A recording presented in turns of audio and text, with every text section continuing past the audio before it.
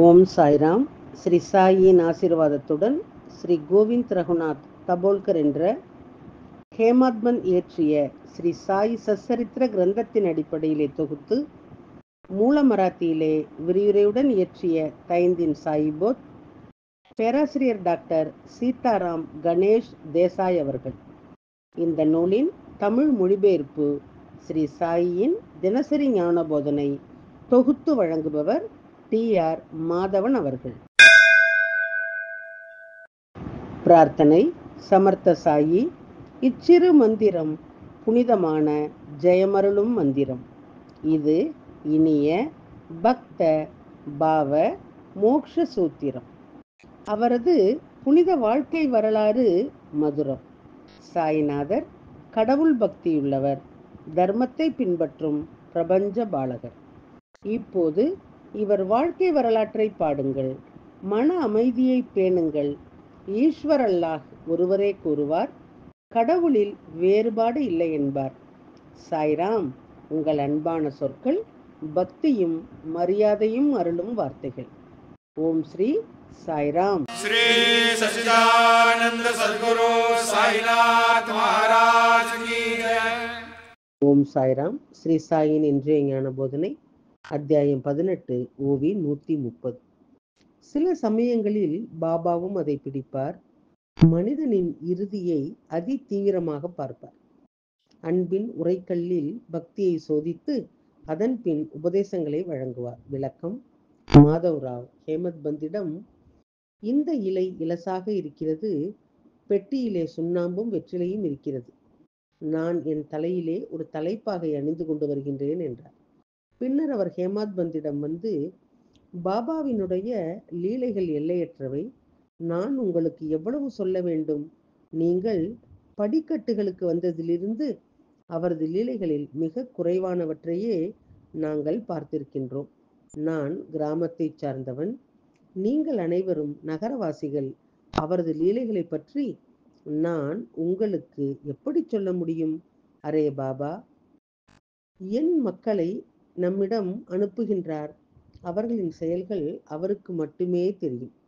இப்போது எனக்கு ஒன்று ஞாபகம் வந்தது. அதை சொல்லி இந்த சந்தர்ப்பத்தை கொண்டாடுவோம். சாய்பாபா தனது மனதிலே எதை தீர்மானித்தாலும் அதை அவர் நிறைவேற்றுகின்றார். என்னுடைய கண்களுக்கு முன்பாக என்ன நடந்தது என்பதை நான் உங்களுக்கு சொல்வேன். பாபா சில சமயங்களில் ஒருவரின் முடிவை பார்க்கின்றார். அவர் எவ்வாறு பக்தியையும் அன்பையும் காட்ட முடியும். பின்னர் அவர் தெய்வீக பிரசங்களை செய்கின்றார். தெய்வீக பிரச்சாரங்களை செய்கின்றார். ஹேமத்பந்தினுடைய காதுகளிலே பிரசங்கங்கள் என்ற வார்த்தை விழுந்தது. குருவினுடைய வாழ்க்கை வரலாற்றை படித்த சரித கதையை அவர் நினைவு கூர்ந்தார். ஷாம்ராவினுடைய கலங்கிய மனதை அமைதிப்படுத்த பாபா இதை திட்டமிட்டிருக்க வேண்டும். பாபாவின் நடத்தை ஒழுங்கற்றது. ஷாம்ராவ் ஒரு தேஷ்முகி இருந்தார். ஒரு முறை ஒரு துறவியினுடைய துணையை பற்றிய யோசனை அவளுக்கு வந்தது. பாபாவின் புகழை கேள்விப்பட்ட அவள் பாபாவை பார்க்க சங்கம்நேர் மக்களுடன் ஷீரடிக்கு வந்தாள். அவள் காஷாபா தேஷ்முக்கினுடைய தாய். அவள் பெயர் ராதாபாய். அவளுடைய பக்தியின்படி அவள் சாயினுடைய உண்மையான தரிசனத்தை பெற்றாள். வருகைக்கு பிறகு சாய் சமர்த்தை தனது குருவாக கொண்டு அவரது போதனைகளை படிக்க அவள் உறுதியாக முடிவு செய்தார்.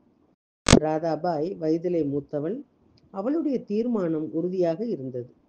பாபா மந்திரத்தை அருளும் வரை வேறு எங்கும் செல்ல மாட்டேன் என்று அவள் முடிவு செய்தாள். சாப்பிடுவதையும் தண்ணீர் குடிப்பதை கூட விட்டுவிட்டு சத்தியாகிரகத்தை தொடங்கினார். அந்த மூதாட்டி 3 பகல்களும் 3 இரவுகளும் பசியுடன் இருந்தாள். பாபா மந்திரத்தை கொடுக்கும் வரை அவள் உணவும் தண்ணீரும் இல்லாமல் உட்காரப் போகின்றாள். இதை பார்த்த மாதவராவ் கவலைப்பட்டார். ஒரு கிராமத்தைச் சேர்ந்த அந்த மூதாட்டி, உங்கள் குரு மந்திரத்தை பெற உண்ணாவிரதம் இருக்கின்றார். அவள் இறந்தால் என்ன? அப்படியானால் தயவு செய்து அவளை இப்போது ஆசீர்வதியுங்கள் என்று நான் சொல்கின்றேன். அதன் பிறகு பாபா மூதாட்டிக்கு அறியாமையினுடைய தடைகள் நீங்கும் என்று மட்டுமே அறிவுறுத்தினார். குறிப்பு: வயதான ராதாபாய் தேஷ்முக் நிகழ்விலே பாபாவின் சொற்பொழிவு அனைத்து பக்தர்களுக்கும் உரியது. ஓம் ஸ்ரீ சாய்ராம். ஸ்ரீ சாயினுடைய தினசரி மற்றொரு ஞான போதனை அடுத்த தொடரிலே கேட்கலாம். சாயியை பணிவோம். சாந்தி நிலவட்டும். ஓம் சாய்ராம். श्री सच्चिदानंद सद्गुरु साईनाथ महाराज की जय।